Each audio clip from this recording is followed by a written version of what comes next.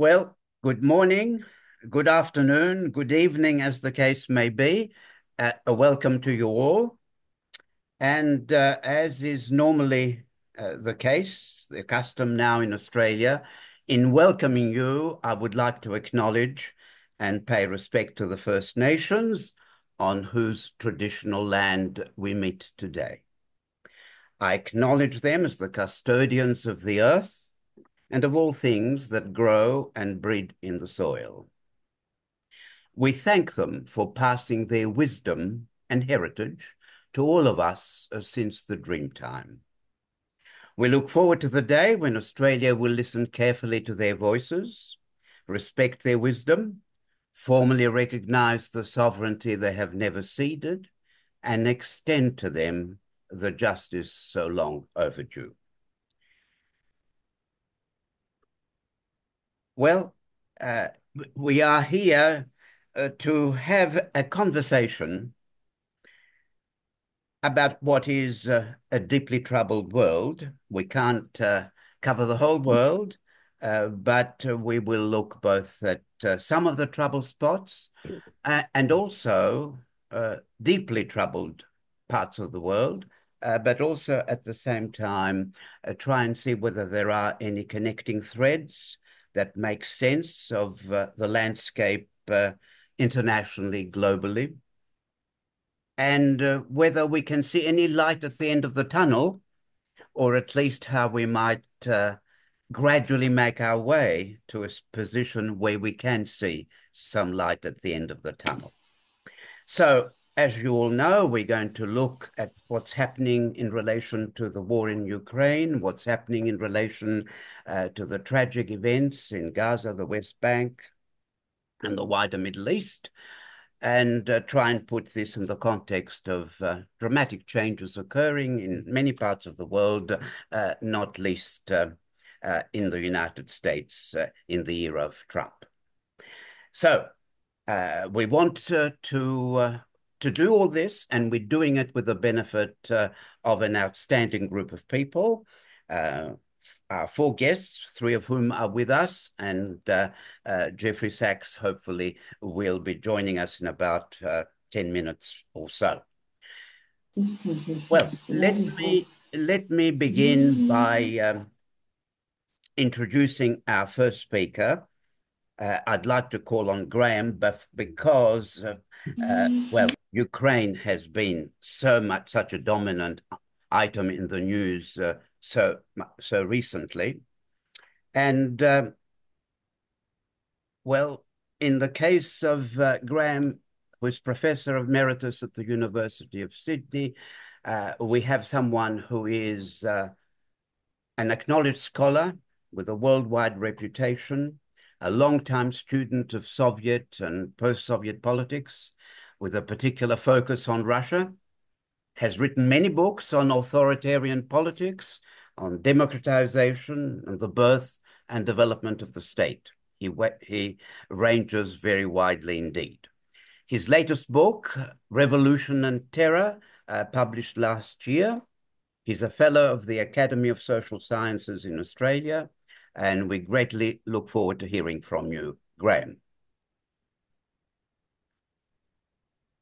Thank you, Joe. What I thought I might do was just not go over the past and what's gone on, but try to look at where we are and where we're going. And I think anyone talking about events at this time really has to start with Donald Trump. And clearly, I mean, Trump has done a lot of things which I think are beyond the pale and have been very disruptive on a whole range of different areas. But there is one area on which I think uh, he's actually hit the nail on the head in the way that none of the other world leaders have. And he has recognized that basically in the Ukraine war, Russia has won. He realizes that given the correlation of forces between Russia and Ukraine, given the trajectory of the conflict over the last 6 months or so, unless that trajectory is significantly altered, Russia is going to emerge as the victor, and Ukraine and its supporters are going to emerge as the losers. Now, Trump has actually acknowledged that. Zelensky knows that's the case because if you look at the way in which Zelensky's language has changed over the last 6 months, where he's moved away from saying victory until we get back all of the lands that were occupied from 2014 onwards. He's now saying what we need to do is to put ourselves in a strong position to negotiate. He wouldn't be saying that if he thought he was going to win. The Europeans also accept that because of the same sort of change in language that we can see in what they are doing. But as with this whole awful situation, I think the Europeans are playing a role which almost beggars belief. And what I mean by that is that what they are trying to do is to win at the negotiating table what they have lost on the battlefield. What they're trying to do is to ensure that a Russian victory on the battlefield will not lead to ultimately a Russian victory overall. And you can see that they're doing this because of the way in which they continue to frame the conflict, that it's a conflict between two absolutes. It's a conflict between democracy and authoritarianism. And at one level, one can argue that that's probably the case. But really, that doesn't get us very far. What we're looking to do is to try to reach some sort of a peace situation, a peaceful situation there. If you're talking in terms of the absolutes, there is almost no room for bringing about a compromised peace. But there will need to be a compromised peace. The problem is that the Europeans appear to believe that Russia has no agency in establishing this peace process. They continue to talk about we can't let Putin win. And over the last 2 weeks, all of their efforts have been devoted to trying to establish the basis for a European peacekeeping force. When we already know that Russia has said that they will not accept a European peacekeeping force for, for obvious reasons, given that Europe has supported Ukraine in the war. You really need a peacekeeping force which is not seen as favouring one side or the other. So the problem, I think, is that the Europeans continue to maintain this position of hostility towards Russia. Now, one can understand why a lot of the European countries feel that way. Poland, the Baltic states, these countries have a well-established resentment of Russia and of what Russia has done in the past. But it's really time for the major West European states, and I'm thinking here Britain and France, to really rise above this sort of attitude. Because if they do rise above this sort of attitude, it's possible, given the question marks that are now over NATO, it's possible that the opportunity that we missed in 1990 and 91 can at this stage be grasped. And that will be the establishment of a continent-wide security architecture. In other words, one that wasn't set up to confront Russia as NATO is, but one that actually included Russia and Ukraine and all of the countries of that region. Now, do I think we'll get to that? No, I don't. And I don't think so, that we'll get there, largely because of the European attitude towards Russia.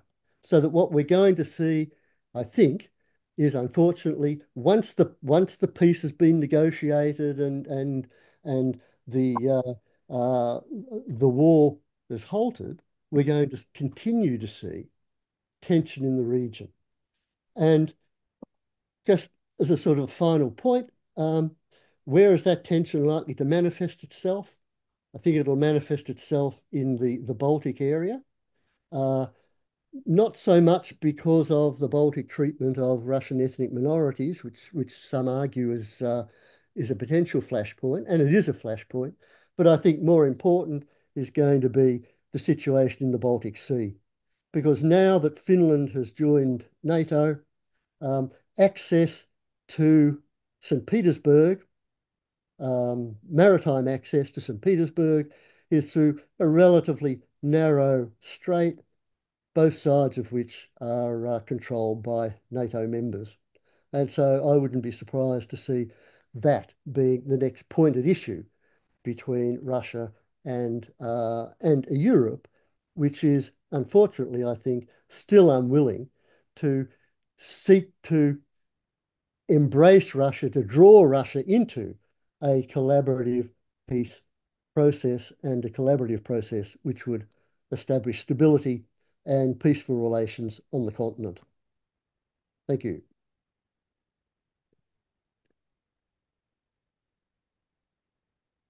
My apologies. Thank you very much, Graham.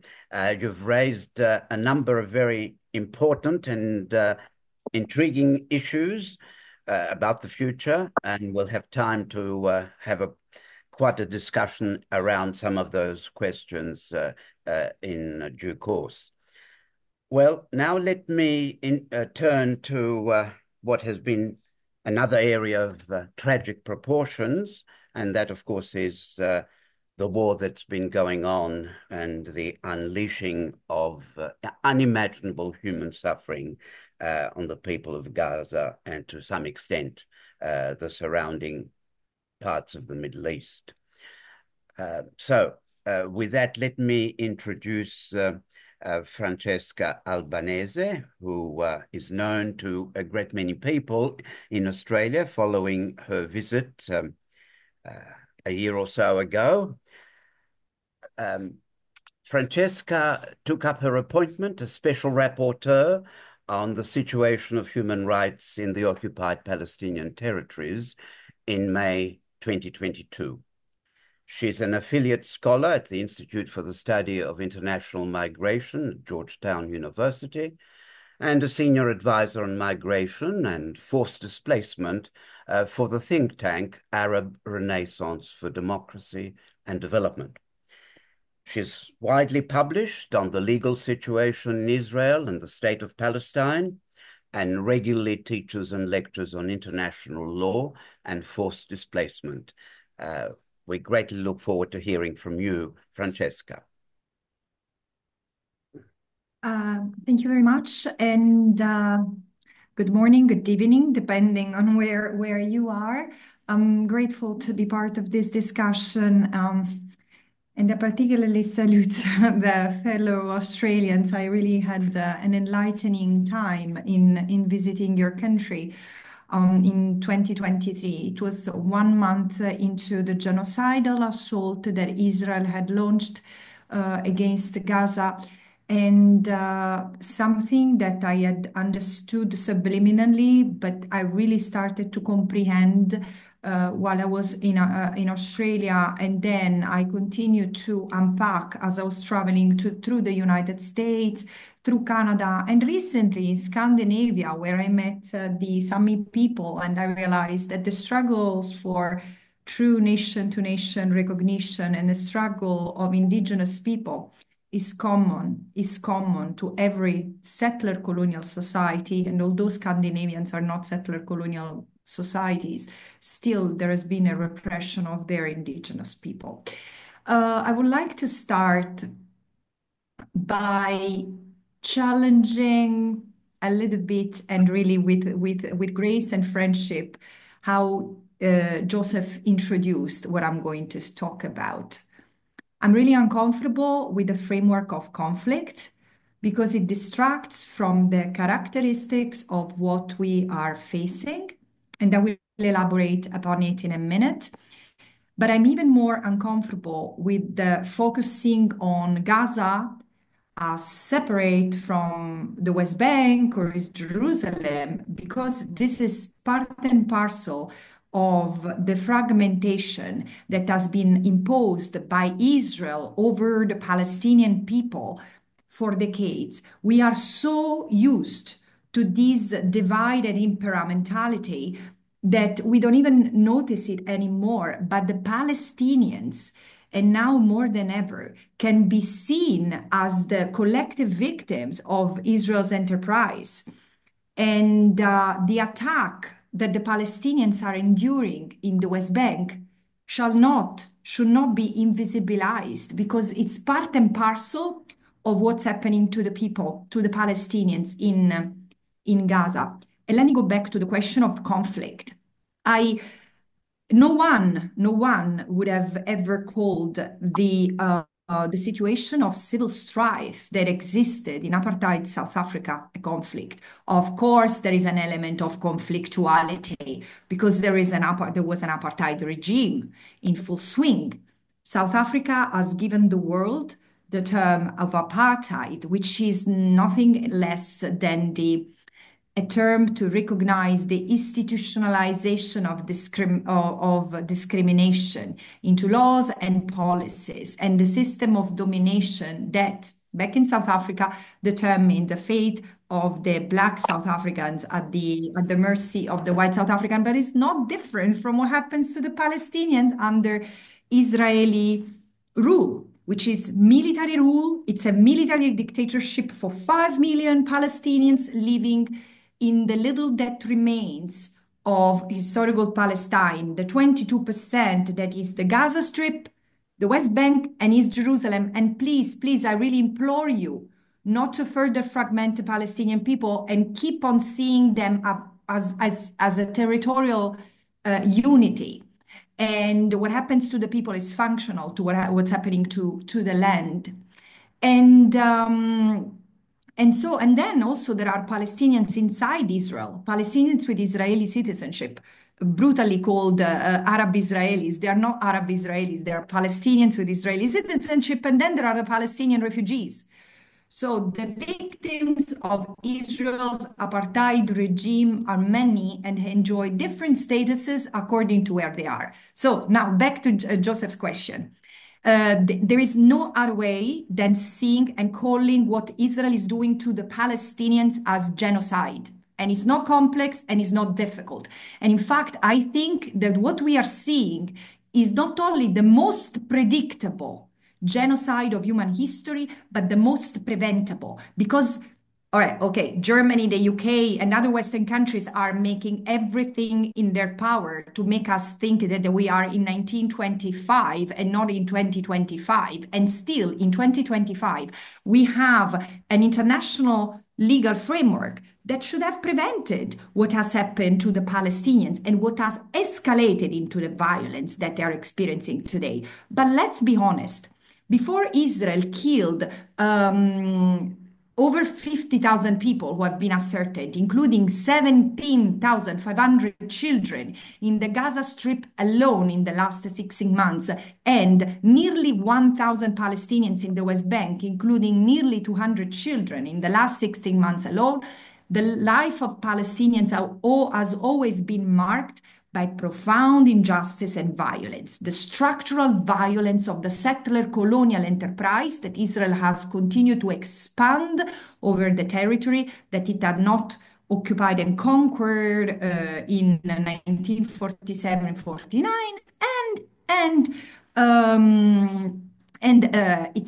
its people, and also so there is the structural violence of the taking of the land and the segregation of the people, and the eruptive violence that expresses itself in the settlers and the soldiers killing Palestinians, both in the West Bank or unleashing wars. And there have been wars in 2008, in 2012, in 2014, in 2021, 22, 23 against the Gaza Strip.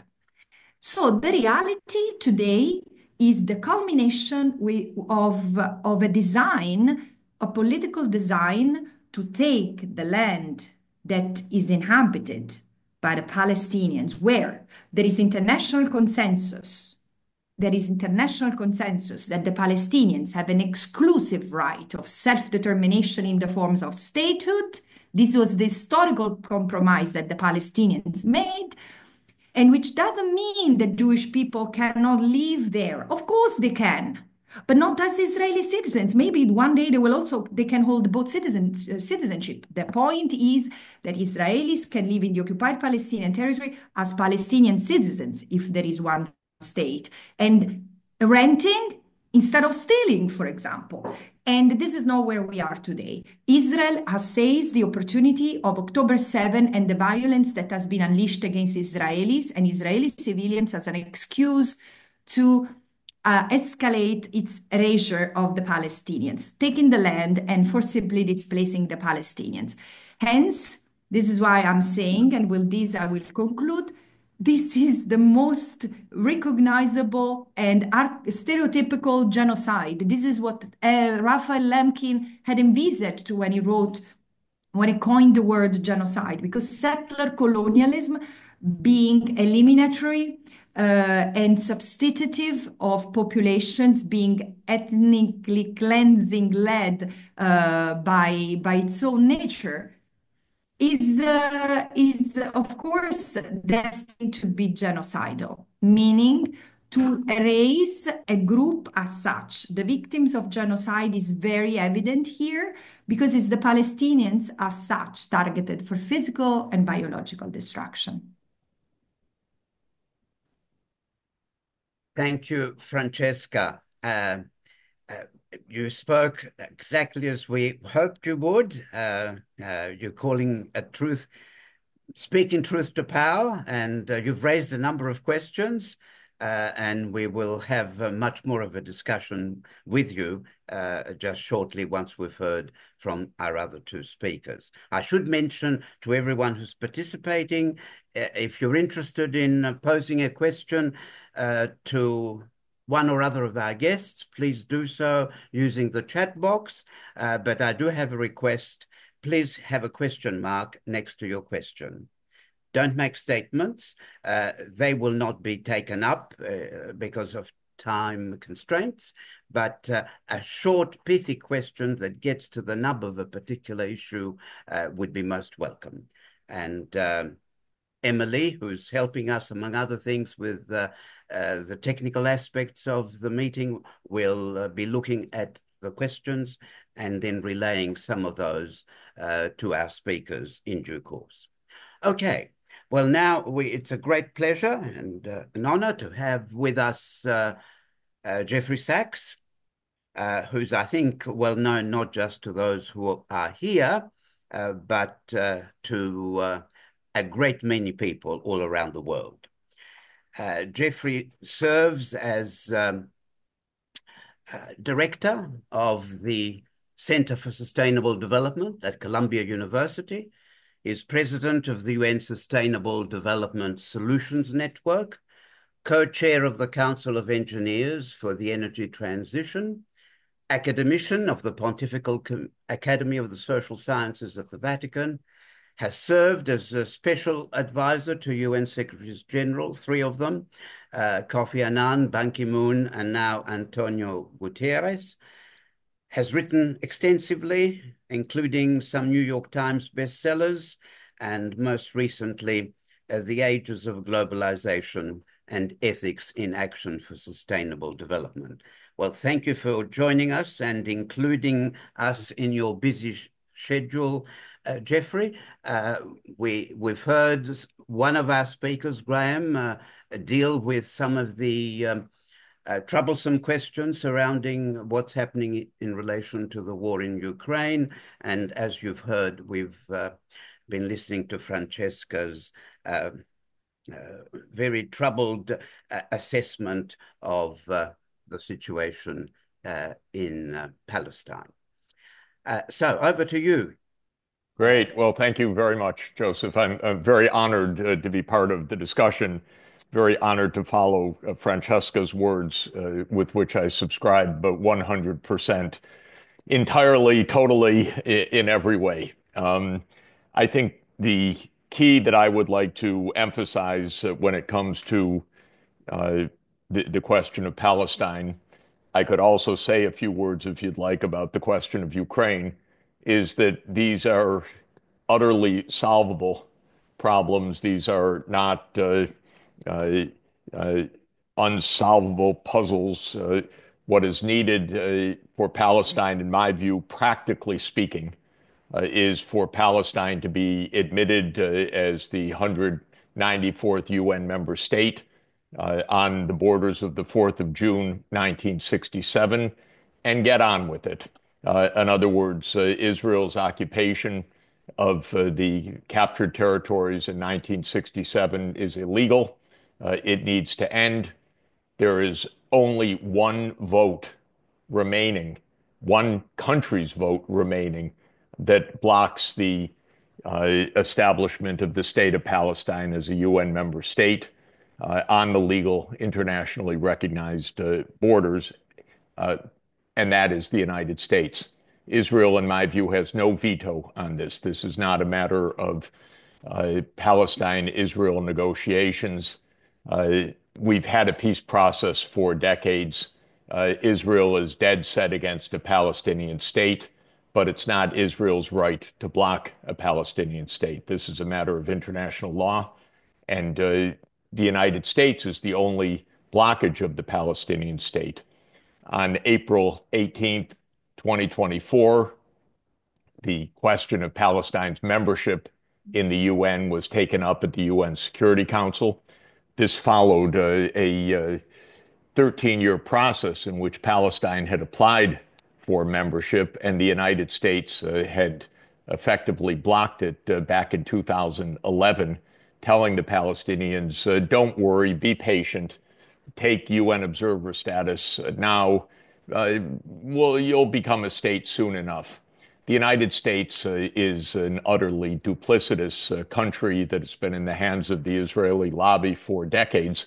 And so this was yet another ploy of the Obama administration, one of a long list of shameful American administrations, I might add, on many issues, but this was one of them. And the Palestinians accepted under duress UN observer status and deferred the question of membership in the UN. In the background committee, which is the Security Council itself that had reviewed the terms for membership, there was agreement that Palestine qualifies as a UN member state, but the U.S. blocked it in 2011. It came up for a vote again in April 18, 2024, and in that case, there was a vote of 12 in favor and one veto, the United States, and two abstentions, the UK and Switzerland. The US is the remaining blockade on the two-state solution. Let me say, many people favor a one-state solution, a binational state, and so forth. I have no objections in principle to any of that. But in terms of reaching peace in a practical way within reach in this generation, the two-state solution is, in my view, by far the only practicable approach, the only one that has worldwide assent. Let me emphasize how united the world is in favor of the two-state solution, other than the opposition of Israel, of course, which I take for granted, and the United States, which I take as changeable. In the past year, virtually every major grouping of countries in the world has called for the two-state solution. First, overwhelmingly, in several votes of the UN General Assembly, typically with about 95% of the world population in countries voting yes in some form for the two-state solution or for support of the International Court of Justice ruling. There's overwhelming support in the world community as expressed in the UN General Assembly. Typically, the vote is against is Israel, the United States, Micronesia, which under compact must vote with the U.S., Nauru, a couple of other dependent tiny islands, and perhaps Argentina and Paraguay. Maybe on some votes, actually a couple of states in Europe, but on many votes, just 2 or 4 countries against, depending on the specific resolution. The Arab League, of course, has had the Arab peace proposal since 2002, calling for the two-state solution. The Organization of Islamic Cooperation, 57 Islamic majority countries, has repeatedly endorsed the Arab peace proposals.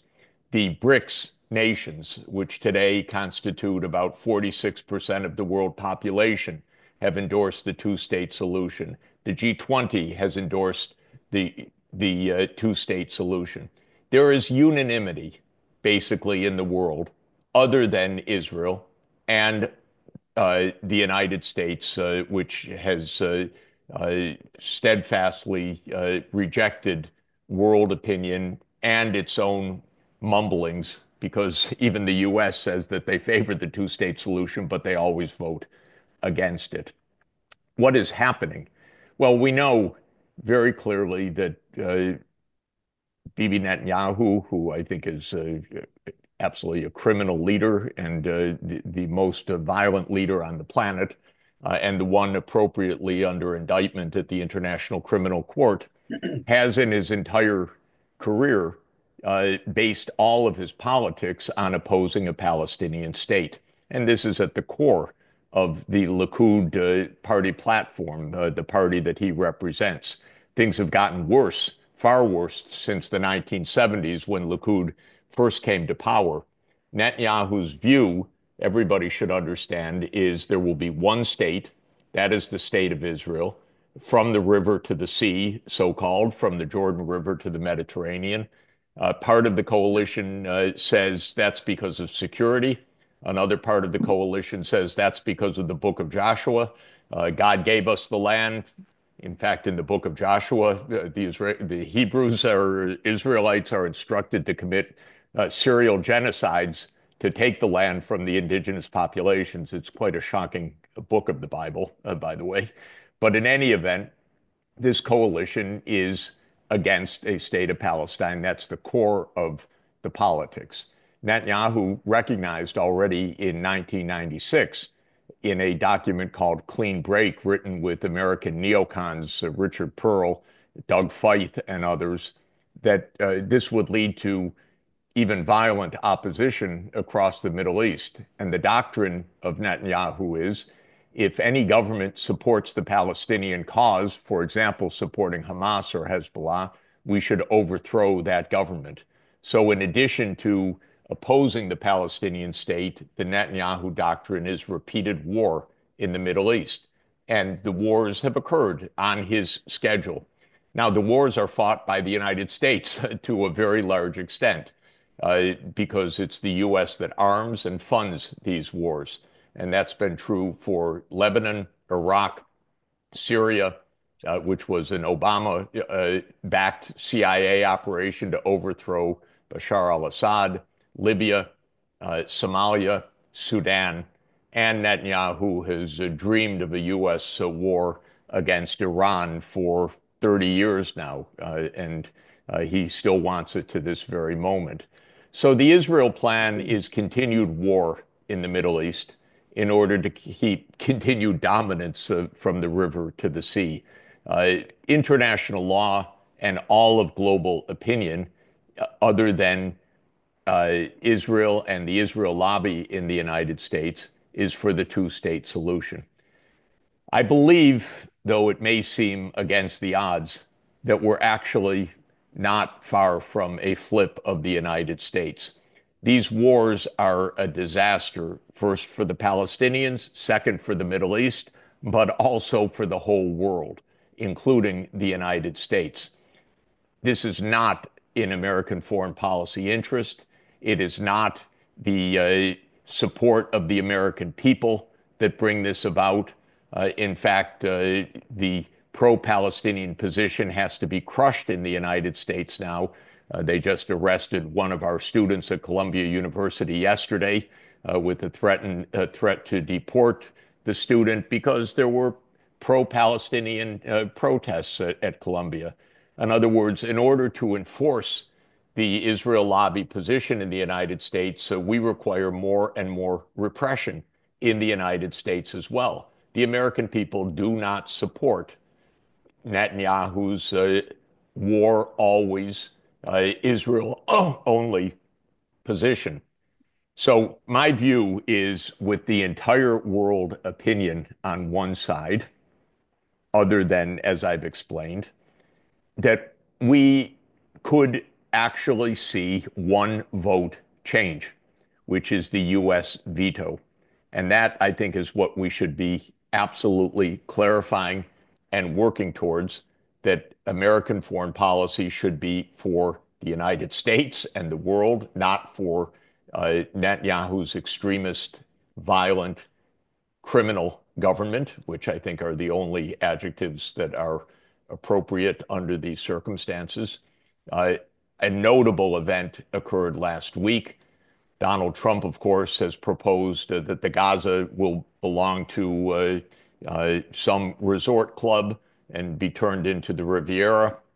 The Egyptians, at a meeting on March 4th, put forward the Arab plan, which said Gaza belongs to the Palestinians. It will be rebuilt by the Palestinians, for the Palestinians, and without ethnic cleansing of Gaza. This was supported by the Arab League nations that met in Cairo. But very importantly, I think, it was also supported by France, Germany, Italy, and the UK over the US and Israeli objections. It was also supported by Hamas.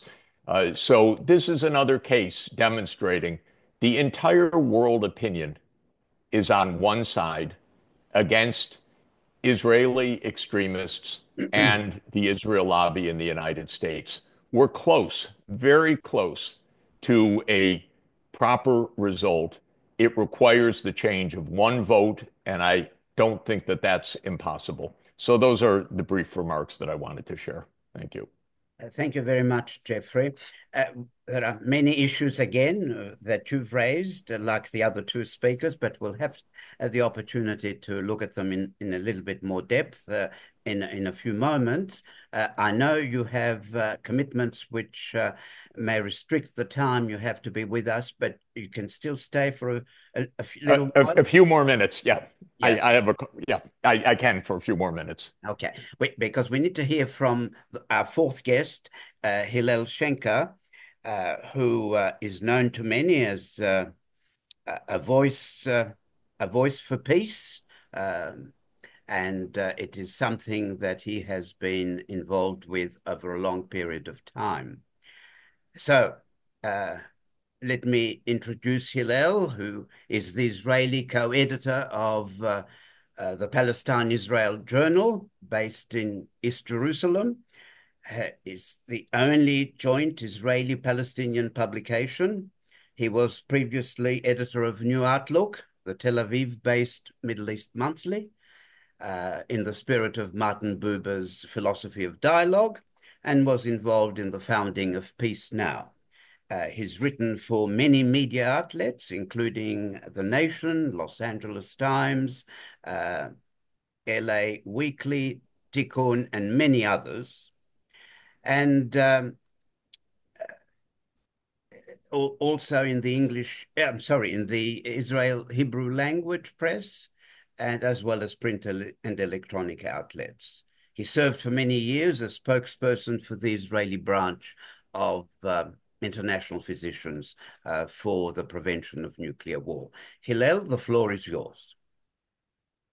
Okay, thank you, Joseph. And first of all, I'd like to say that the Israeli peace movement and the Israeli left is ready to sign on to everything that Jeffrey Sachs said about the way forward, what should be the solution. You asked me to describe what is the attitude of the Israelis towards Trump. And the fact is that most Israelis, the average Israeli, feel that Trump is good for Israel. Now, what does that mean? The primary reason is the fact that he managed to force Netanyahu to accept the ceasefire. Netanyahu did not want to give Biden and Harris the achievement of a ceasefire and release of more hostages because he wanted Trump and he felt that Trump would be a more important ally. And so that's the first thing. The priority of the average Israeli today the overwhelming majority of the public says the first priority in Israeli life should be a return of the hostages, and they understand the only way to do that is not via military pressure, but via ceasefire, end to the war. And we have had a situation also where a majority of the Israelis throughout this period, even before the war began, have been opposed to the right-wing government, to Netanyahu and his extreme right-wing fascist associates from Ben Gvir and Smotrich, if you know who they are. Trump obviously has no empathy for the Palestinians. I don't know if empathy is even a concept in his approach to world affairs. But the fact is that what we do know is that he claims he's a peacemaker. He says, look at what happened. During the Biden period, we have these two. When I was president, there were no wars. Now we have Ukraine, Russia, and we have Israel, Hamas, Gaza, Lebanon, the Houthis, Iran, etc. And he said in his inauguration address, I want to be a peacemaker. He obviously also would like the Nobel Peace Prize. His nemesis, Obama, got the Nobel Peace Prize for simply not being George Bush, for the promise of what he might do, which he never did. And so clearly Trump would like to one-up him and gain a Nobel Peace Prize for achieving something. And achieving something from his point of view would be two things. One, well, to end the war, and secondly, to have peace, having a deal with Saudi Arabia, which would also involve normalization with Israel, etc. And these are things that actually would be what would be the keys for him to be getting a Nobel Peace Prize. Now, his proposal, his absurd proposal for making Gaza the Riviera of the Middle East, clearly the extreme messianic right in Israel, which dreams of resettling Gaza, they see this as a tremendous gift. The overwhelming majority of the Israelis and commentators say it's totally unrealistic. And there have been surveys which also clearly indicate that the majority of the Israelis would prefer regional peace to ongoing war. Given that circumstance, Jeffrey Sachs already mentioned the role of the Arab Peace Initiative from 2002 at Lebanon in their Beirut Arab League Summit Conference, in which they declared that the entire Arab world is ready to have peace and normal relations with Israel on condition that a Palestinian state be established in the West Bank and Gaza with East Jerusalem as its capital, and an agreed upon solution for the refugee problem. Now, that's a proposal which is still on the table, which has never been on the Israeli government table. There has never been a readiness to even consider it. And and as also was mentioned, the entire Islamic world, the 57 members of the Islamic Cooperation Organization, also supported during the meeting in Tehran. So we have a basis. My hope at this point is that the Saudis, who are not exactly a paragon of democracy, but who obviously have clear interests, and these interests include relations with the United States. And there also, they constantly say, we are ready for relations with Israel.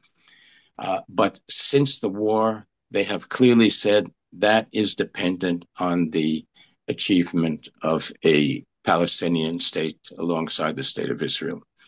And one thing that hasn't gotten much prominence is the fact that at the last UN meeting, the Saudis initiated a global alliance for a two-state solution, which 190 countries have signed on to. And and also let us add that there has been a movement of countries recognizing a Palestinian state.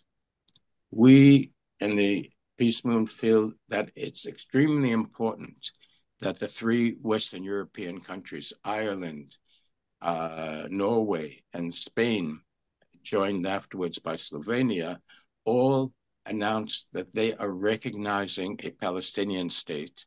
Now, recognizing a Palestinian state obviously doesn't mean, therefore, the state comes into existence, but it does, to a great degree, level the political playing field in terms of moving forward. We also should note, people wonder, is it at all possible that Trump will one day treat Netanyahu the way he treated Zelensky? When I was coming to the United States, people told me, don't go to the White House because Trump will shout at you. And the fact is that we know that Trump did curse Netanyahu when he did what any responsible, he's not a very responsible leader, but when Biden was elected in 2020, he eventually congratulated him.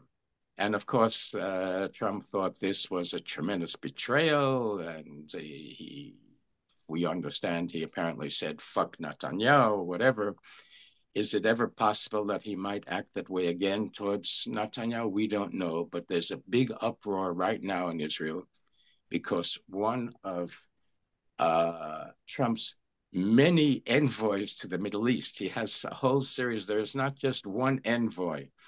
And the latest envoy is someone named Adam Boehler, who has been negotiating with Hamas directly. And that obviously is, and admitting it publicly, and that obviously undercuts the Israeli approach. And so, we don't know in what direction things are going. But if I base any hope, it is the fact that, first of all, the majority of the Israeli people is opposed to the Netanyahu government. The majority of the people do not want the war to continue. The one thing that the official Israeli opposition has not been ready to do is to make a clear statement about what should be the path forward, how to resolve the Israeli-Palestinian conflict. And I would add one element here that in one thing I always say is that both Israeli and Palestinian societies are experiencing an extreme state of trauma as a result of everything that has happened since October 7th. The Israelis have echoes of the Holocaust. That's how they see October 7th and what happened then, the killing of 1,200 Israelis, the overwhelming majority of them civilians. And the Palestinians, of course, are seeing what they consider to be a second or third Nakba. And neither, the majority of both Israelis and Palestinians, have no ability to have empathy for the other at this point. But there are a few Israelis and Palestinians who are continuing to work together. I should mention, for example, former Prime Minister Ehud Olmert and former Palestinian Foreign Minister Dr. Nasser El-Kidwa have formulated a proposal which is very similar, actually, to the Egyptian Arab League proposal, which is on the table. And I agree again with Jeffrey Sachs that the work that we all have to do is to focus on changing the American position. And because of, as I said before, Trump's desire for recognition, for Nobel Peace Prize, for I'm a peacemaker, there is some grounds to believe that maybe that change can be made. And I'll perhaps add one other little point to conclude in reference to what Francesca said, and that is that I believe that both Hamas and the Israelis have committed major war crimes. And it is not coincidental that the ICC have issued warrants to both the Hamas and the Israeli leaders. And we really have to, and yes, Hamas has said we're ready to step aside if we can move forward with some of the proposals that are now on the table, particularly the Arab proposals. So I will stop at that point. Thank you very much, Hillel. I'm sure there's going to be quite a bit of discussion around some of the questions you've raised, including the mood in Israeli society at the moment. I know Jeffrey can't stay with us for the whole session, so I want to draw you out a little bit more, if I may. You may not have heard much of what Graham had to say on the question of Ukraine. I did not hear any of it. I apologize. No, that's all right. Yeah. But basically, he was arguing that though Trump, the American position, offers some hope, the European position is much less encouraging. If I can just very quickly paraphrase what you were saying, Graham. And that European governments are very much thinking of Russia in adversarial terms, regardless of what happens at the end of the day in terms of a negotiated end to the war in Ukraine. What is your take on the seeming disparity between the current Trump position and the West European position on Ukraine? Oh, thank you very much.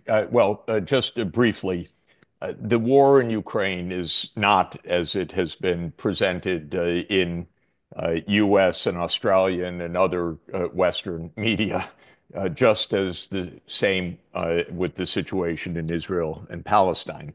The war in Ukraine was a provoked war, provoked over 30 years by the United States' vision of unipolarity.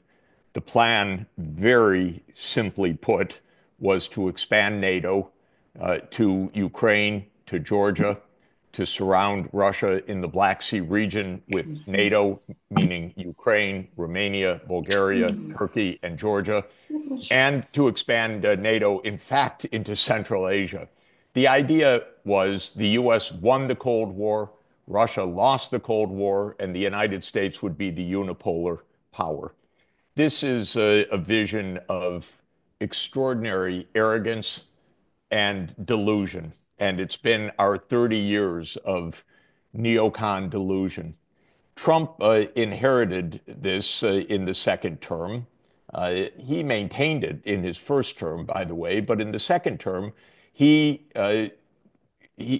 arrived with an absolutely busted hand because the war in Ukraine that resulted from this NATO enlargement and the US-backed coup against a neutralist government in 2014 had been lost. Ukraine has been virtually destroyed, a million dead and seriously wounded at least. And Trump does not want a losing hand. So what Trump has done in an extraordinarily vulgar and direct way, but in a correct way, I have to say, not in mannerism, but in substance, is said we're not supporting the ongoing destruction of Ukraine anymore. Ukraine will be neutral and the war will end. This is essentially what's happening. In Europe, the Europeans gave up on an independent foreign policy uh, 30 years ago. You can actually date it. I study this for a living. Especially since 2008, not one European murmurs an honest word because they've been completely beholden to U.S. security. Suddenly, Trump pulls the rug out from under them and says, no, no, no, this war is going to end, even though all the European political class virtually has supported the Ukraine war. Now they're scrambling. So here's the bottom line. The war is going to end soon in Ukraine because it can't continue without the U.S. support. Unless Trump again does a 180 degrees because of the deep state pressures, and I don't think he will, but you never know. But unless the U.S. changes, Europe cannot sustain the war. Ukraine cannot sustain the war. The war will end, period. Because the Russians either will take over Ukraine or there will be a peace agreement. Could there be a peace agreement? Of course, there could be a peace agreement. We actually know the language of it. You can find it online. It's the April 15th, 2022 draft peace agreement between Russia and Ukraine that was almost ready to be signed, but the United States and UK blocked it. This is the simple fact. The U.S., by the way, the Biden administration was one of the worst in our history, told the Ukrainians, continue to fight. Boris Johnson, one of the great idiots of modern times, told the Ukrainians to fight. And so they continue to fight. They've lost 1 million people since then. This is what this is about. So I don't, the Europeans are profoundly disappointing right now to me. Many know better. Many tell me privately they know better. But they're trapped in their own strange web. They'll come out of it because the reality is the war cannot continue if the United States doesn't support it. By the way, the same thing with Israel. This extremist state of Israel doesn't exist on its own. It could not do what it's doing even one day without U.S. munitions and financing. This is the U.S. backing this. I saw that many people in the chat asked what Australia should do. Look, the Anglo-Saxon world has been completely wrapped up in all of this mayhem for decades. That's the Five Eyes. Australia's part of it. It's a pretty sordid group, to tell you, well, there they are. The Five Eyes are listening. Uh, look, think. Australia's a wonderful place. Don't get wrapped up in this U.S. insanity. Interestingly, Britain, which is the most militarized country in modern history, in my view, starting around 1800, even the British have broken with the United States on supporting the Egyptian plan for Gaza. So Australia should immediately do so as well. This is the basic point. Australia should stand up and say, two-state solution, stop the nonsense, stop the war, stop the genocide. We support the two-state solution. We support the Gaza peace plan. The idea should be to help the United States understand you're all alone in this. You're the only one left supporting this extremism in Israel. Even the Israeli people want peace. Even the American people want peace. This is a small group that's been bent on war for 30 years. That's what we have. Now, Trump showed he can break free of the U.S. deep state, and he did in Ukraine, and I give him credit for it, though, again, he did it in his Trumpian way. He could do exactly the same thing in the case of Israel and Palestine, because this is so much against American real national interests. And when it comes to Australia, wonderful country, I love it. Please break with this craziness and say two-state solution and an end to the war in Ukraine. You'll make a big difference. You might rethink, by the way, spending gazillions of dollars on nuclear submarines and AUKUS and all the rest. What a terrible travesty of security for Australia. You want security, be nice. Have cooperative relations with China, have cooperative relations with your region. Don't get sucked into American insanity. That's my advice to you. Thank you, Jeffrey. One more question, and then I want to bring the others into the discussion. Great. A number of you have said how opinion, world opinion, and many governments have taken a quite reasonable position. I'm now speaking of Ukraine, of the Israel assault on Gaza and West Bank. But isn't there an argument for saying that though they express certain formal positions, they've been pretty timid, and the Arab world has been reasonably timid in opposing what Israel's been doing. Many of them, so far as I know, a few of them at least, are continuing to have dealings with Israel, both diplomatic and in some cases even commercial. And many of the governments that have made noises about the situation have not moved on to apply real pressure on Israel. Can we see that changing? Maybe if I could just briefly Yes. respond, then I do have to leave. Yeah, With apologies. Look, basically, remember the Arab world was under Ottoman rule, essentially until the 19th century, when pieces of it were taken under European imperial rule. From 1917 onward, the Arab world was effectively under European imperial control and then American imperial control. One should understand this history. This has been more than 100 years where the Arab world has been constantly broken to pieces, first by Britain and France. One theorem, by the way, all world problems go back to Britain. Sorry to say it, but that's the truth. You look at any historical reality, this started with Britain. Okay, so Britain started this. We don't have time for all of that and for me to justify what I'm saying, but it's true. But starting in the 1920s, all of these machinations went into shape. And the Arab world was divided, conquered, overthrown, and so forth.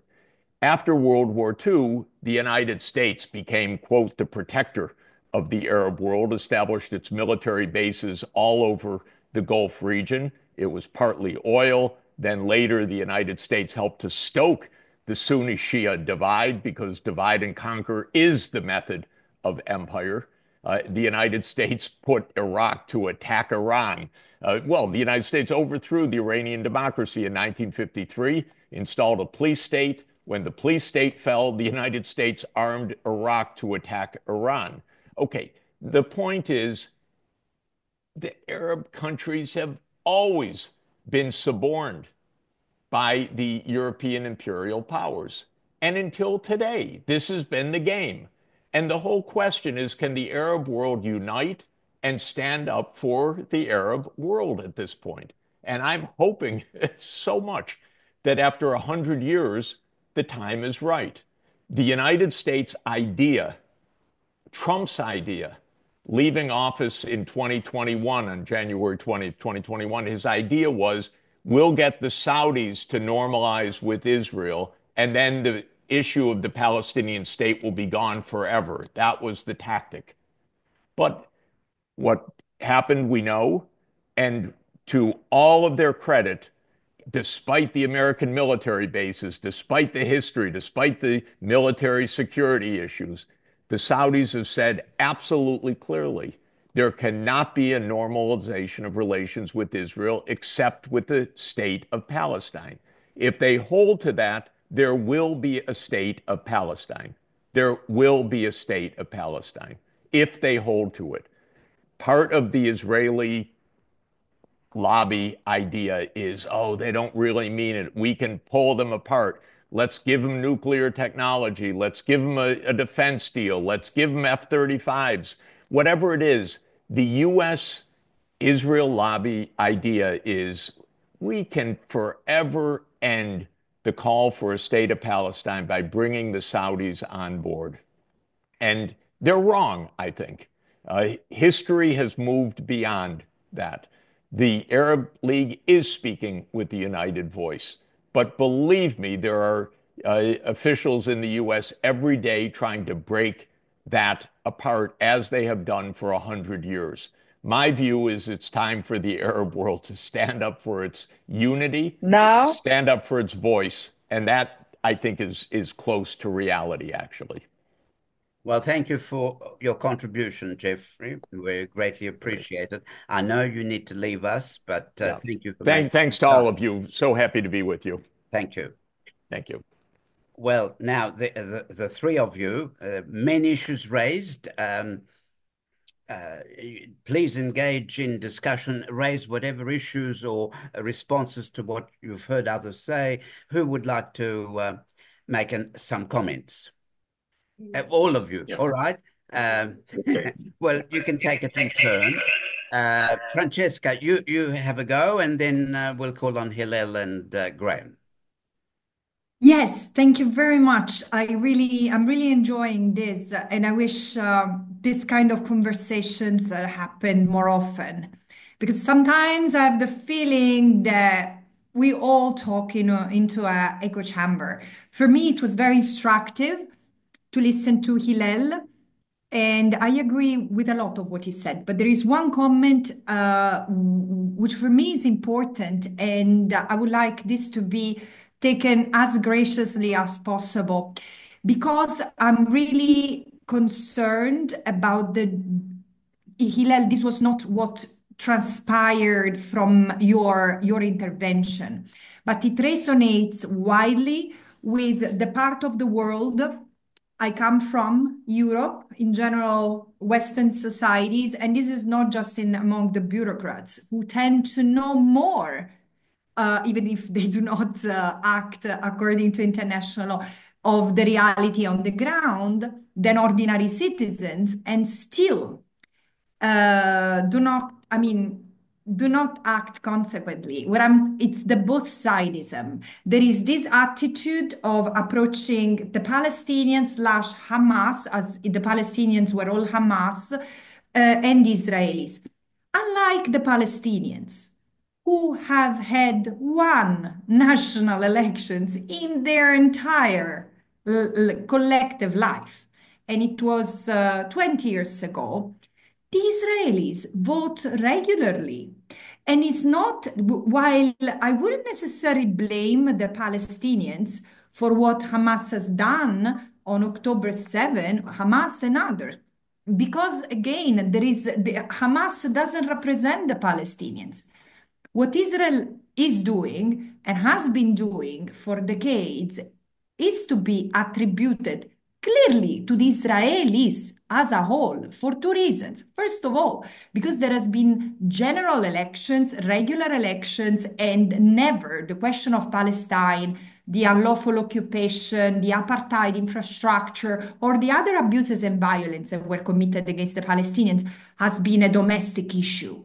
I have the feeling that, and correct me if I'm wrong, but I have the feeling that many Israelis, including among my liberal Israeli friends, they would be totally fine with going back to the old days apartheid, where the Palestinians were in the occupied Palestinian territory, where, yes, wild things might happen, but there are the violent settlers and, sometimes the excesses of the army. Hey, these are your people. And the Israelis should, instead of being fussy about, I totally understand the point that this is today is not the 520th day since October 7. For many Israelis, this is the 20th October 7.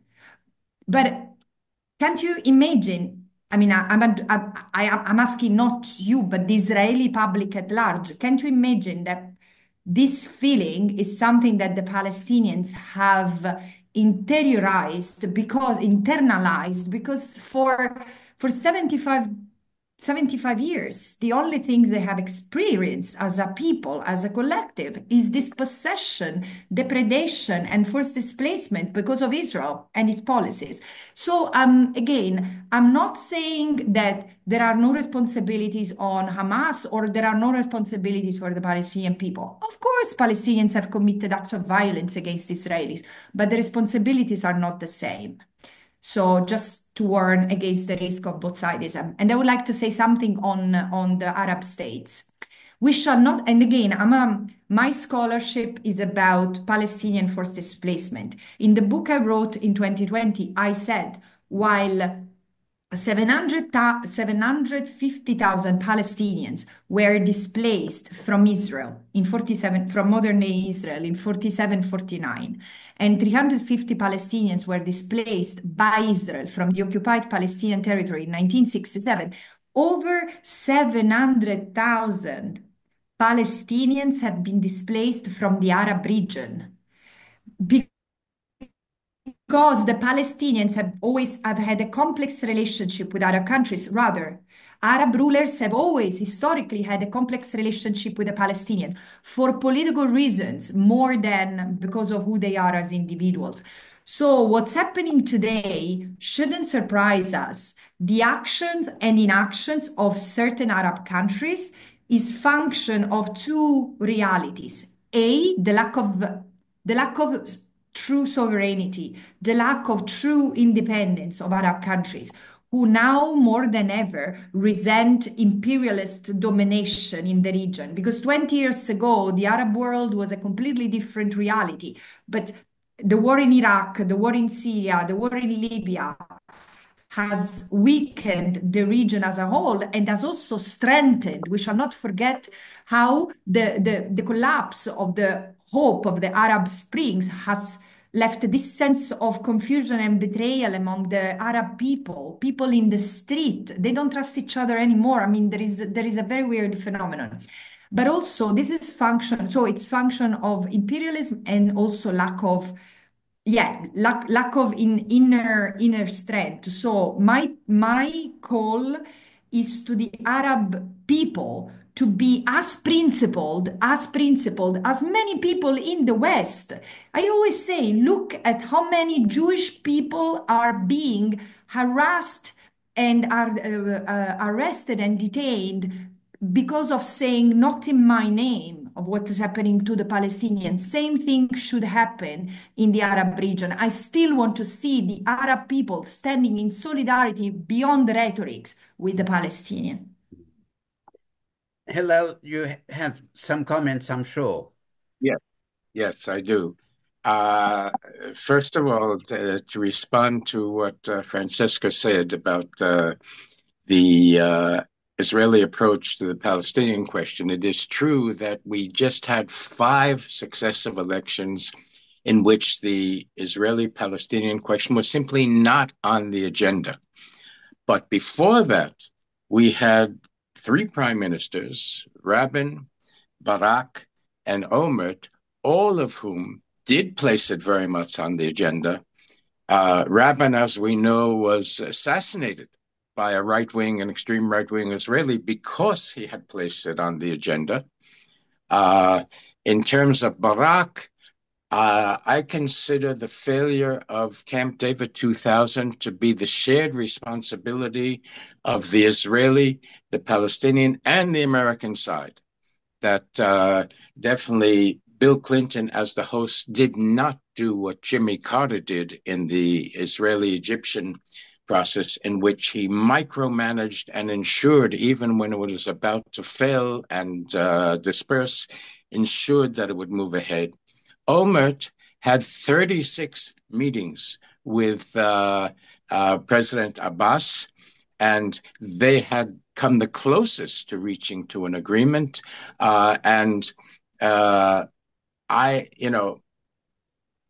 Abbas did not sign because Olmert was undermined and fell, Maybe he should have. The history of the Zionist movement was take whatever you can get, whatever is offered. The Palestinians have always wanted the total answer rather than to move step by step. And another example of this is, let's go back to 1947. The original two-state solution is Resolution 181, the partition plan. When the British mandate, I'm a member of a movement, Hashemayot Zair, which supported a binational state as the resolution for the end of the mandate.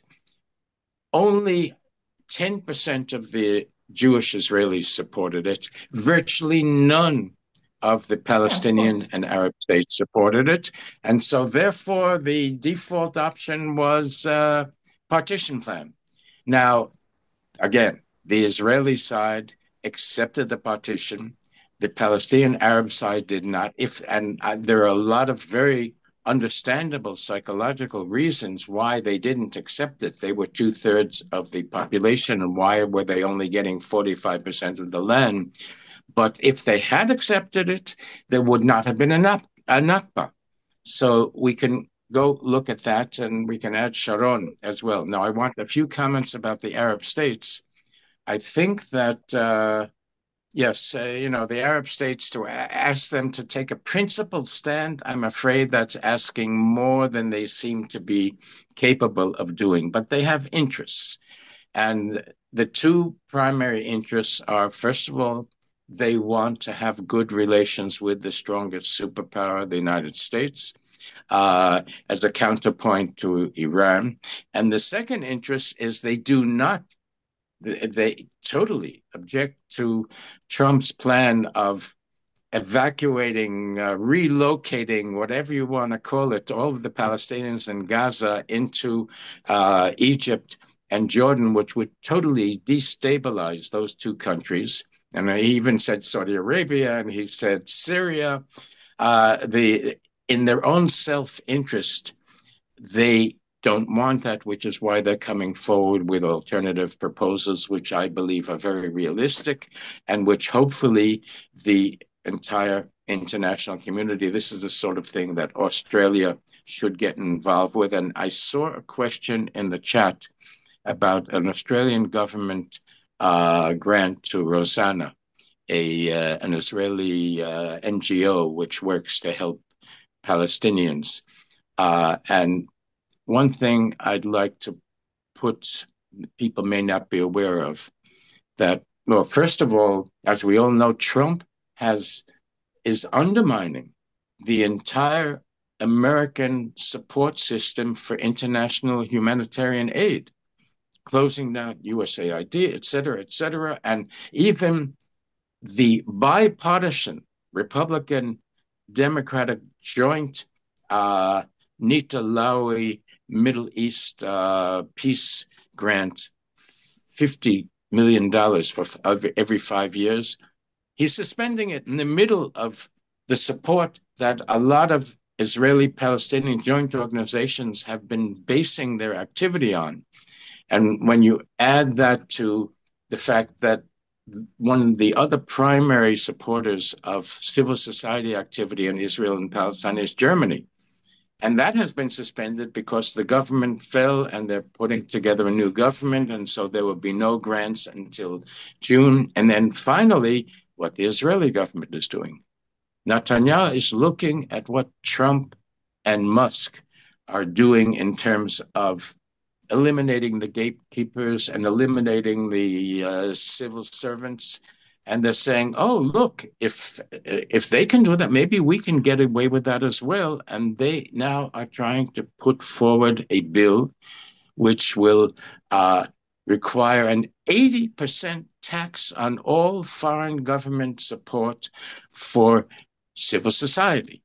Now, that only affects the human rights, women's rights, climate, peace, etc. NGOs, because the right-wing NGOs don't get any government support. What they get is funding from the Adelsons and other very wealthy billionaires and private foundations. So we are facing, multi-track attack against civil society, and anything that Australia and other countries can do to counteract that and to help maintain and support Israeli and Palestinian civil society is extremely important. Thank you. Now, Graham, we need to bring the Ukraine situation a little bit more into the discussion. And you, by all means, share any thoughts you have at this point, but could you include what we haven't heard much so far is the Russian perspective? How do they see the situation as it's unfolding at the government level? And what do we know about the mood of the Russian public, whether it is privately or publicly expressed? Well, I think it's fair to say that the Russian government and Putin in particular couldn't believe his luck when Trump did what he did with Zelensky and has moved to effectively halt all aid to Ukraine. I actually agree with Jeffrey Sachs that while the way that he did it was objectionable, the actual act itself is probably going to be the best stimulus that we have to get towards a negotiated settlement. The question is whether Putin is going to be ready for a negotiated settlement.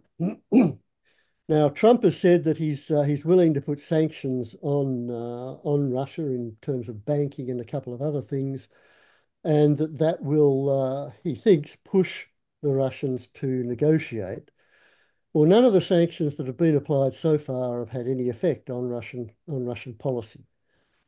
However, there are other factors which I think will probably move Putin to negotiate. They are, while Russia is clearly making the offensive running, and it is, as I said before, winning the conflict, there are still strains. There are equipment shortages for the Russian forces that have become clear in the last few weeks. The troops are clearly tiring, which is one of the reasons why the advance has slowed down over the last month or 6 weeks. The economy, while it is still bubbling along, and it will continue to sustain a war effort for another 12 months if it needs to, but it is building up problems, which they are going to have to confront once the war is over. And the earlier the war stops, the better off they're going to be in doing that. So I think Putin is open to negotiations, but I think ideally what he would like is for Russian forces to control all of the 4 provinces which they currently only control part of, because they're the provinces that have been formally incorporated into Russia. And what Putin will want out of any peace negotiation is international recognition of those as part of Russia. That's going to be much easier if they control all of the province rather than simply part of it. So that, I think, is in part behind the increased Russian military activity in the last couple of days. It's not just about Trump having blindsided the Ukrainians and actually blinded them through withdrawing the intelligence sharing that was on. I think it's partly about trying to gain this territory in order to put himself into a position whereby he will be able to negotiate from what he sees as being a position of strength. In terms of the Russian population, we've seen a change over the last 12 months. 10 or 12 months ago, the polls were suggesting that Russia, that a majority of, or a very, sorry, not a majority, a substantial part of the population wanted to see an end to the war, but they did not want to see Russia get defeated. Now, what they're saying is they want to see negotiations immediately. And it's a majority of the polls, a majority of the population, as reflected in the polls, seems to have moved to that sort of position. Now, we know that in Russia, the population does not have much effect on its government. With the crackdown on civil society that there has been in the last 3 or 4 years, there's even less room for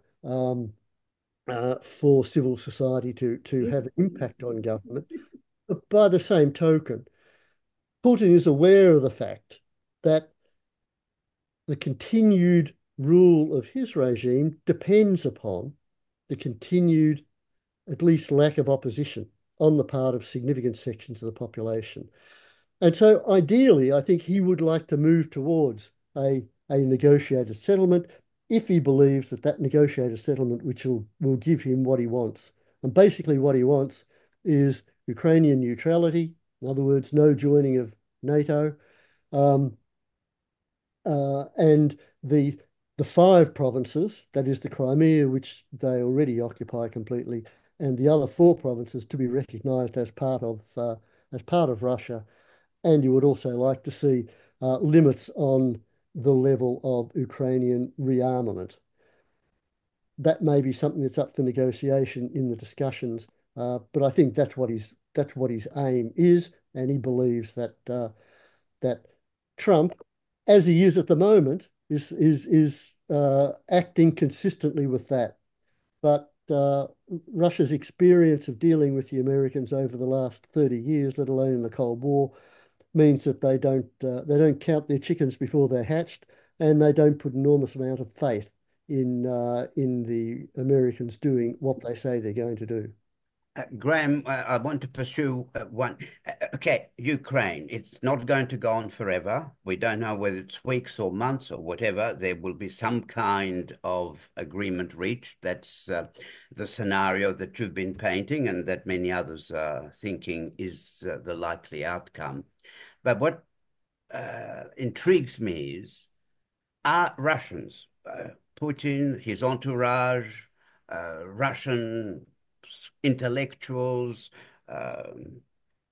some active elements of civil society, do they have a vision of what will follow this war? What kind of a world will Russia be in? What are its longer term ambitions or interests or vision of the future in Europe, in relations with the US, relations with China? Does it want to have a real presence in the Middle East, or was it just a fleeting moment, the relationship with al-Assad, Syria? Is there serious thinking going on beyond Ukraine?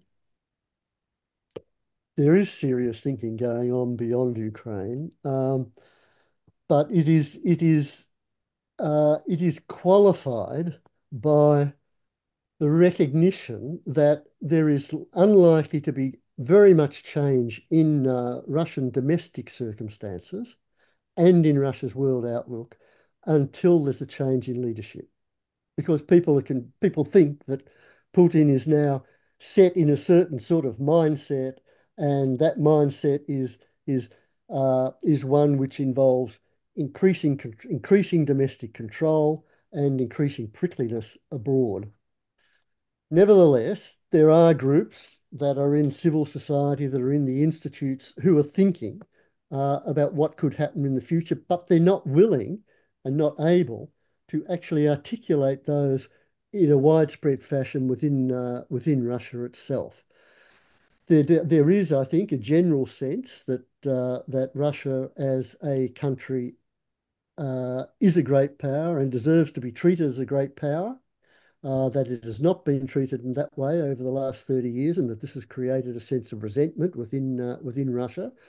I think that feeling is relatively widespread. It's obviously stronger in some sections of society than others, but there is nevertheless that feeling.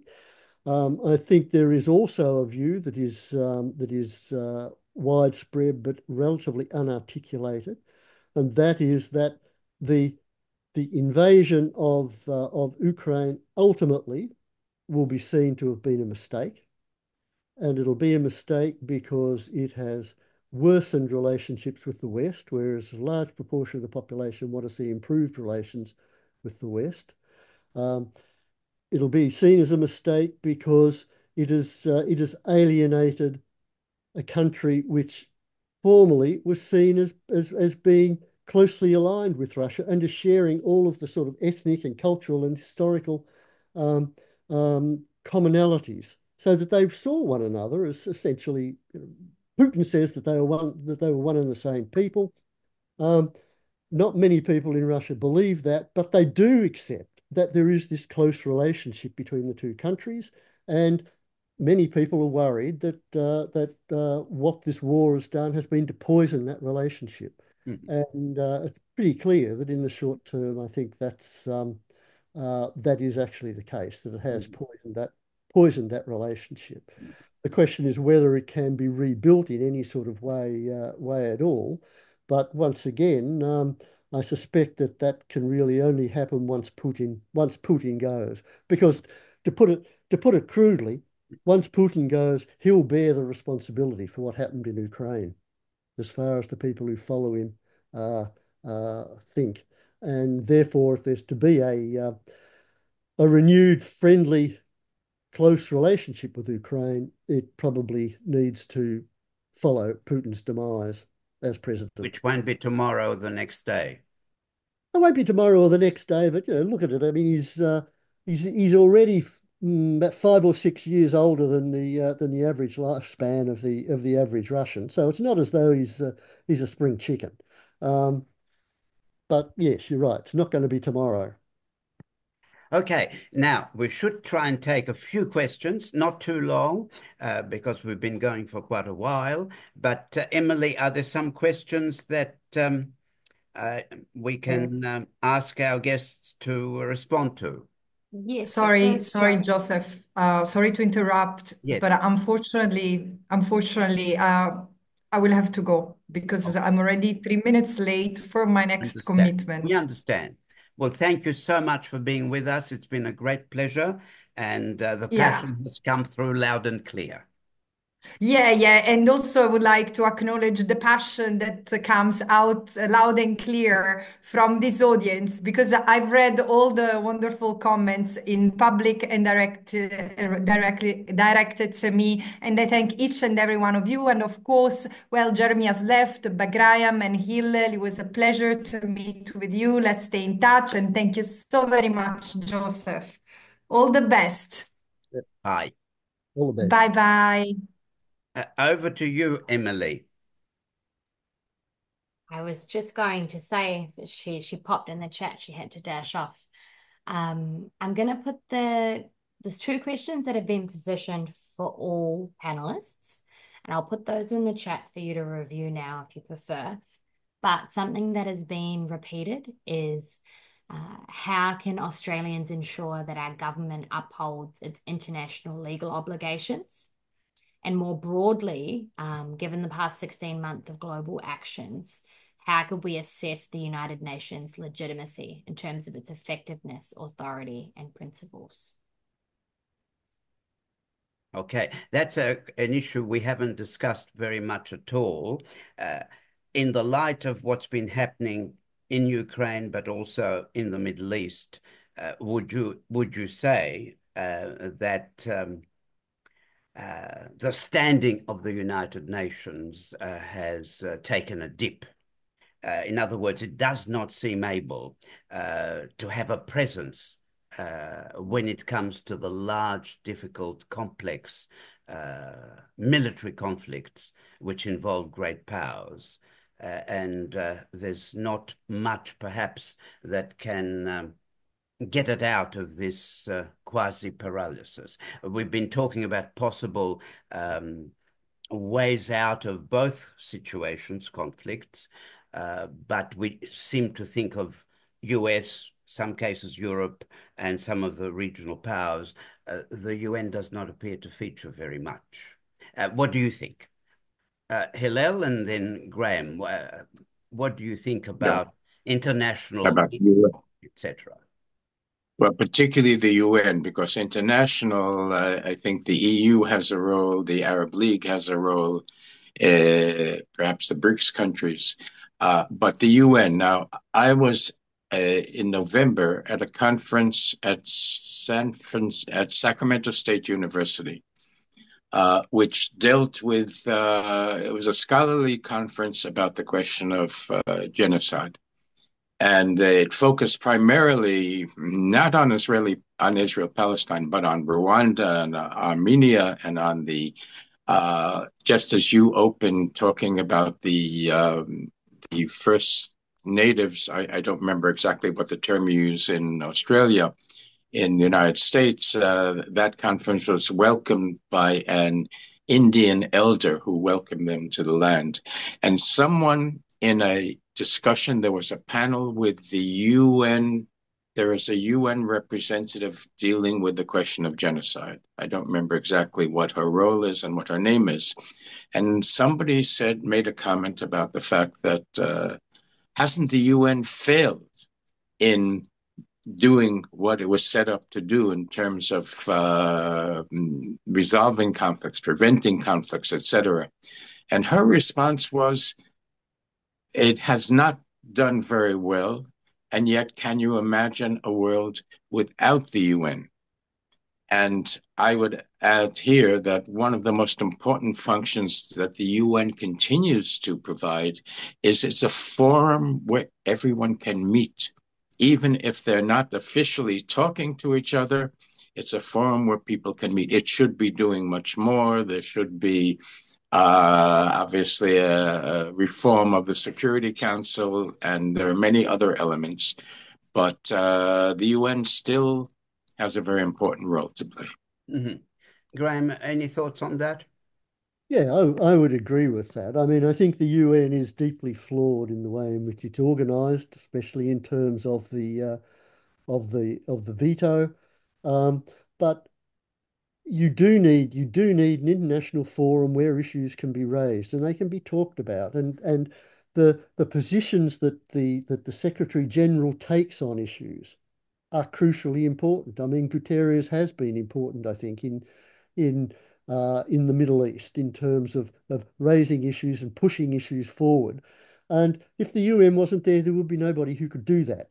So I think that the UN the UN has been disappointing in its ability to handle conflicts that involve the major powers. But what's new?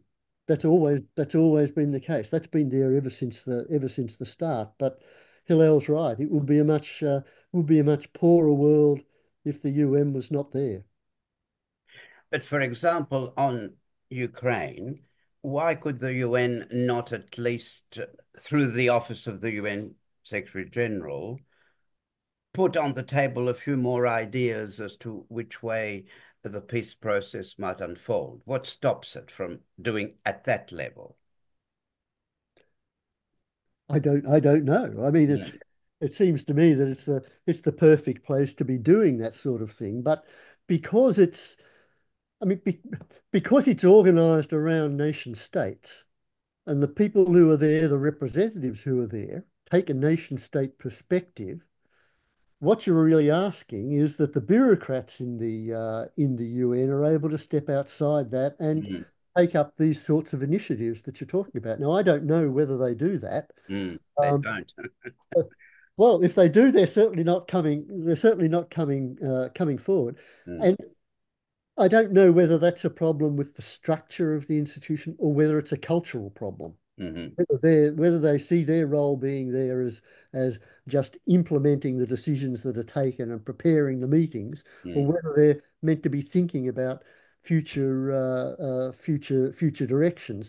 I mean, I think most of the large countries, for example, wouldn't really want the UN to be doing that because No. they want to do that themselves in Of in course. for like the G7 or the G20 or the EU or whatever. So Mm. perhaps that means it's a structural problem. Yeah. Yeah. Um, well, the UN was meant to be a forum for the people as much as for governments, but it hasn't quite turned out that way, not till now, anyhow. Emily, do we have any more questions? Joe, we have had so many questions. This chat has been flying. Um, Now, we do have a question for Graham. I've a few that I've tried to collate into one. Yes. What are your thoughts on President Macron's proposal to extend nuclear defense to cover all of European countries, with Europe's emphasis on national sovereignty? Do you think that this is being eroded in today's politics, and particularly as a result of the crises that we've discussed tonight?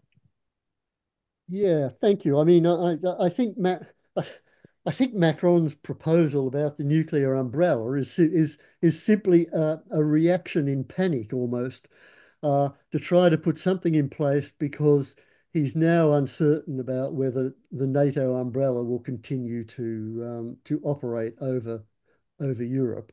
I see today there was a report that the Poles are saying that they now want to get nuclear weapons. Um, Seems to me that would be an appalling move if it did happen, and if Macron's offer of a nuclear umbrella would prevent the sort of proliferation of nuclear weapons within EU states, then I think it's a good move. Preferably, of course, what you want to see will be the abolition of nuclear weapons completely. But given that we're not going to get that in the short term, um, I just think we've got to wait and see how Macron's proposal works out. But I think it's perhaps not a knee-jerk reaction on his part, but it was certainly a reaction in response to what he sees as the perceived question mark over NATO. As regards to sovereignty, no, I don't think sovereignty is going to disappear. I mean, you've had infringements of sovereignty ever since what is it, 1648? Is that the right date, Joe? 1648, yeah. Ever since 1648, you've had infringements of sovereignty, and it will stay there because the large powers want to believe that it's important that they have it and that it gives them the capacity to take decisions and do things that otherwise they would not be able to do.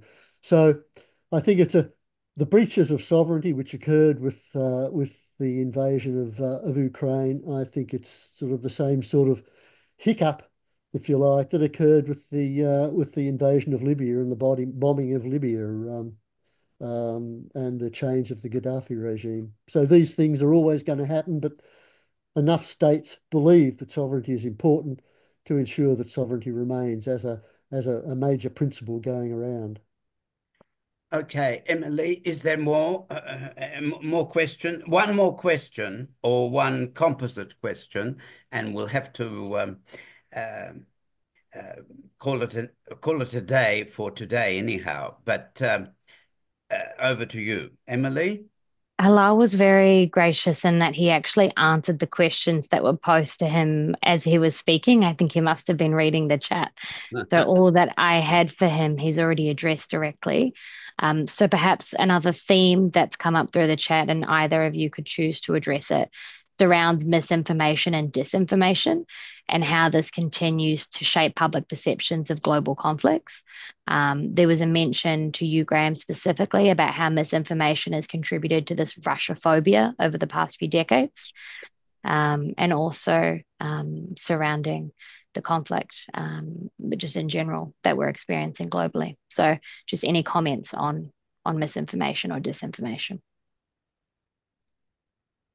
Um, yes, well, in some ways, some types of misinformation, some people's misinformation is other people's accurate reporting.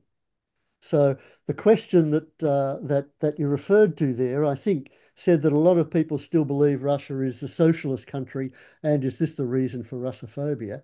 Um, I don't think that's the case. But what I do agree with is the implication of something that Francesca said, and that was that she took Joe to task for fragmenting the Palestinians through the language that was used. And I think she was talking about distinguishing between Gaza and the West Bank. And it's clear that public discourse on these sorts of issues is dominated by particular narratives, which are the narratives that are put forward mostly by the ruling groups in each state. So that on the Ukraine issue, um, certainly in this country, but throughout most of the West, there was it was very difficult to get anything published that argued that this was a provoked conflict, that NATO, that the prospect of NATO expansion and NATO pushing that actually provoked the Russian invasion. And so what that reflects is that a dominant narrative gets established, and then it's very difficult to get outside that narrative, and it's very difficult to look at solutions that exist outside that narrative. That's been the problem with Ukraine. It's also the problem, I think, in the Middle East, where the narrative has been very much one that traditionally that supported Israel's right to exist, and that sort of narrative, which is seen and pushed by certainly by the Jewish lobby in this country and elsewhere in the West, is one that most people would agree with, but they would not agree with what goes with it, and that is that should involve the continued oppression of the Palestinians. So the language that we use is clearly important, and misinformation is rife. Disinformation is also rife, and I mean I think it's an indication of how important this can be, and an indication of how authorities get around it is the situation in Romania at the moment. Presidential election in December, the pro-Russian candidate won a plurality, I think. He didn't win a majority, won a plurality. 2 days before the runoff election, the Constitutional Court ruled that the first run was invalid because of the extent of Russian misinformation coming through social media. And so it invalidated the first round, said that there will be another round, and now that candidate, pro-Russian candidate, has been excluded. So here you have a situation in which the Constitutional Court has ruled an election invalid, not because there was anything constitutionally wrong, not because any of the rules were broken, but because it was considered by the ruling party and the government, and apparently also by the Constitutional Court, that there was so much misinformation coming from Russia that it wasn't a fair contest. Hillel, what about the flow of information through to the public in Israel? How's that going in terms of reporting of what's going on? Yeah, sure. First of all, the counterpoint to disinformation and misinformation is knowledge, very simply, that not all Palestinians are Hamas and not all Israelis are Netanyahu and his extreme right-wing government, to put it mildly. Now, in terms of the flow of information, we still have a very independent and vibrant press in terms of print media and television. The government is actually trying to undermine that by, for example, Haaretz, of course, is the main liberal anti-occupation and anti-war long form. It's sort of the equivalent of like the New York Times of Israel or the Guardian of Israel, something like that. And you have also some major, you have public television, Channel 11, which the government is trying to close. And with Haaretz, what they said is because the publisher, the very courageous publisher who gives backing to all of the journalists on who are on the paper, made a comment about Palestinians' right to resist occupation, the government then decided it was going to withdraw all government announcements from the paper and also would no longer distribute the paper to all government offices, which is a tremendous blow to the paper. So you have the government trying, but so far not succeeding in repressing the independent media. Now, one of the main problems which people always ask about is the fact that particularly the Israeli electronic media and also most of the mainstream print media, except for Haaretz, have not been showing what is happening in Gaza. What they have been doing is primarily focusing on the Israeli pain. First of all, the ongoing question of the hostages, the ongoing stories about what happened on October 7th. When David Remnick came here from the New Yorker, he went back and wrote an article as if all Israelis still feel as if it's October 8th, that they're still living that trauma. And so you have a situation where the electronic media has not shown what the rest of the world sees in terms of the death and devastation in Gaza. Israelis have the option to see it if they look at Al Jazeera or CNN. And the Al Jazeera office was closed in Israel, but still you can always get around it. You can see it on the internet. But again, the average Israeli is immersed in their own pain. I made this comment before that the two societies are totally traumatized, and it's an ongoing trauma. So it creates a major problem to try to get the information to, induce people to see this, to see what is happening. But Hillel, is the trauma being fueled by the powers that be? In part. Oh, there's no question about it. In part through information, and might one say that the media are directly or indirectly playing to that, and if anything, fueling it. Part of the media, but the truth is that a significant part of the print, not only Haaretz, but also the other two mainstream tabloids, Yediot Ahronot and Ma'ariv, and channels 11, 12, and 13, major news channels, all are highly anti-government, anti-Netanyahu.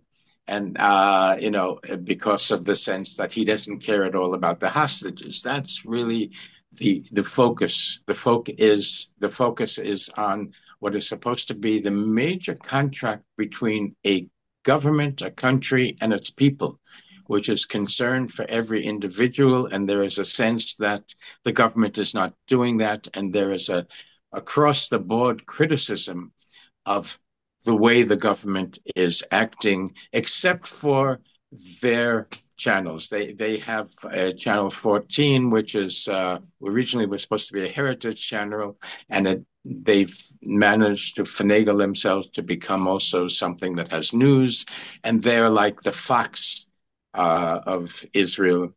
But there's no question that the government tries. And I would say the media sometimes cooperates, but also is, as I say, remains quite independent and critical. Thank you. All right. Well, I think we've had a reasonable go at raising a number of issues and addressing some difficult questions. Of course, the issues are much larger than the time enables us to deal with, but at least I think we've had a very lively sharing of insights, and I'm sure everyone who has been listening is most appreciative. So thank you to the two of you, and of course thank you to the two other guests who had to leave somewhat earlier. Now, Emily, just to close, we wanted to share very quickly a couple of slides about things that are about to happen, which Conversation at the Crossroads is planning or working on as we speak. And one of them will be the conduct of an online citizen assembly, which we hope will take place in the latter part of April, prior to what now looks most likely to be a May election. And this will be online, and with a bit of luck and good management, we hope it will involve up to 1,000 Australians using latest technology And stay tuned. In the next few days, you will all be getting more detailed information about ways of participating in this citizen assembly. We've chosen this topic, but we intend to choose a number of others in future citizen assemblies later this year, and of course going into next year, a more ambitious this is a pilot scheme with a view to gradually scaling it up over the next 2 or 3 years, assuming the first steps prove at least moderately successful, which we hope will be the case. If we just move, this is the first in a series. We hope to have 3 more of these events during the year, and at the moment our plans are for June, August and November, ranging over a number of issues, but most of them are likely to be international issues, not exclusively, but mainly, and appealing to an international audience, not just an audience either Australia or just in our region. So more details will be made public in due course. We're going to have a podcast series on a range of issues to do with nuclear power and nuclear weapons. And Emily, who you've heard speak and pose the questions, will be running that project over the coming months. The next one is more a Melbourne-centered opportunities for discussion. And again, for those of you who happen to live in Melbourne, you'll be hearing more about that. And there are some other plans as well. We are hoping to have a documentary on youth crime in the South Sudanese community, which will be based on a documentary, and that we hope will take place in May, and many other things. So do stay tuned, and may I please ask all of you who can to bring this program to the attention of others who may be interested. We're very happy to extend anyone's interest and include them in our mailing list. So that's open to anyone and everyone who would like to participate. So let me thank all of you. We've had a number of people joining us from different parts of the globe, as well as from the place where this has been organized from, which is the east coast of Australia. And I know that even some people, and now it would be about 1:30 in New Zealand, have also been with us from US right through to Africa, Europe, Asia, and the Pacific area. So thank you to all who've participated. I hope you found it of some interest, and that you've enjoyed sharing some of the insights of our guests, and that you'll have the opportunity to share them with others in your network. So thank you to all participants, to our guests, and look forward to seeing you in the near future. And thank you to Emily for all that you've done to help us with this evening's proceedings.